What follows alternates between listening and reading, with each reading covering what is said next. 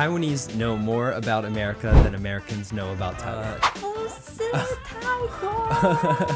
Just tell me what you want. Just tell me. 所以大家学起来吗？这个三明治的批评法。Am I talking like a robot? Like, this is so awkward. I'm fine, and you. Next person, I'm fine, and you. Next person, I'm fine, and 有 you. 时候第一次 It's just 见 like, 面遇到朋友，哎，你很胖。你最近怎么变胖了一点就 8 p.m. and I think, oh my god, I would never do that. I would just tell my boss, sorry, not today. I'm 可 going 是 home. 可是 She wants to defend it. My father and I have a very close relationship that I don't know too many Taiwanese people who would consider their parents their friends. 但是我觉得他们的爱是含蓄的。 Fine if you're a Taiwanese person and you visit America. So many random people just want to like talk to you and you think, why is this person even asking me this? 大家好，大家好，欢迎回到我们的频道。 Let's go. 今天我们有很特别的主题想要讨论。我们今天想要讨论的是 The top 10 cultural differences between Taiwan and the United States. 10个台湾跟美国之间的文化差异。 Yeah, 如 let's 果 do 你 it. 期待的话，让我们继续看下去。 Let's go. 那我们接下来进入到第5点喽。第5点是 Family style. 我觉得这个在美国还有台湾有很大的差别。在美国，我们有一个叫 nuclear family， 意思是最中间的家人，包括你自己、你的父母还有你的孩子，不包括别的家人。我觉得大部分的美国人跟他们的 nuclear family 关系很近，但是跟别的家人得看是有的美国人他们不会跟别的家人一起说话沟通，见到他们。还有一些美国人像我，跟我的全家有很好的关系，所以我会跟我爸爸的兄弟姐妹见面，然后我会跟所有的家人一起沟通。我觉得台湾跟美国也有一点类似。以前我们父母的那个年代，他们有很多孩子，很多兄弟姐妹，他们会跟他们全家一起有好的关系。但是现在是比较小的家庭。以前在我们爸妈那一辈，兄弟姐妹好多，整个家庭算起来，哇，过年的时候好热闹，大家都在围炉坐满一桌。但现在已经渐渐的比较少这种过年气氛的感觉，主要也有一个原因，就是因为我们并没有像以前生那么多了，也不是所有的家庭都倾向一定要那种大家族团聚，有些也会倾向小家庭，我把我比较核心的家人的关系维系好就好。 And I think for me, one of the best examples of this big difference is that I have a very close relationship with the family members that I do have a relationship with, and then the ones that are outside of that, maybe like if they're separated by more than 3 generations, like my father's siblings children, I would never even meet them. I don't even know who they are. But the people within my like 3 levels, like my father and his siblings and their children, I know them all and we have a very good relationship. But with my wife's experience, it's completely different. Like for example, for our wedding, we have to give these wedding cookies, which is like the normal tradition in Taiwan. You give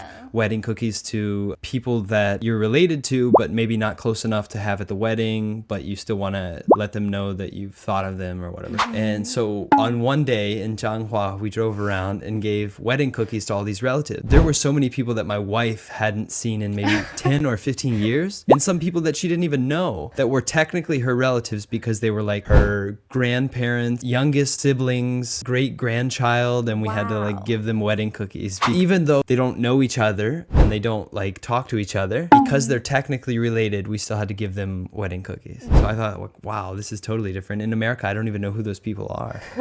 但我觉得这一点可能也要再回到就是集体主义，我们很在意所谓的家庭，所以即便是没有那么亲近的家人，在结婚的时候，我们也想要分享我们的喜悦跟祝福。But I think the next difference in the family style is that Americans, they have much more open relationships with their family members. For example, my father and I have a very close relationship that many viewers might see as like a friendship. And I don't know too many Taiwanese people who would consider their parents their friends. Like I watch baseball games with my dad, we drink beer together, we hang out together just like I would with my friends. And he talks very directly with me about everything, and it's like almost like we have a very close relationship that we could be friends. And every time I talk to him on the phone, I say I love you when we stop talking. Or when I leave, I hug him. When we haven't seen each other in a long time, we hug and that kind of stuff. Whereas I feel like most parental child relationships in Taiwan are a little bit more distant. Like obviously the parents love their children just as much as American parents love their children, but the way they express it is quite different. Like, I don't know how many Taiwanese people will directly tell their children they love them, or will hug them, or will talk to them about gossip or their love life, like very close, intimate things. It feels like in Taiwan there's a little bit more of a power gap between the two parents and children. And then another difference, I feel like American parents raise their children in a much less involved manner. Like, American parents kind of tell their children, here's what you should do, here's what you shouldn't do, here's what a good person is, but you need to make yourself into that, and you need to discover what you want to be, and you need to choose what you want to learn and what activities you want to be involved in and what future career you want to have for yourself, because you are your own person and I'm my own person. I want to have my life and you want to have your life. And you don't want me to control what your life is, so I'll let you do that. Whereas I feel like in Taiwan, it's much more of a expectation that the parents will be involved in a lot more things. Like, parents might choose their children's after-school activities, choose the subjects that they study in university, choose the kind of career that they can have, all of these kind of things. In America, it's much, much more hands-off relationship.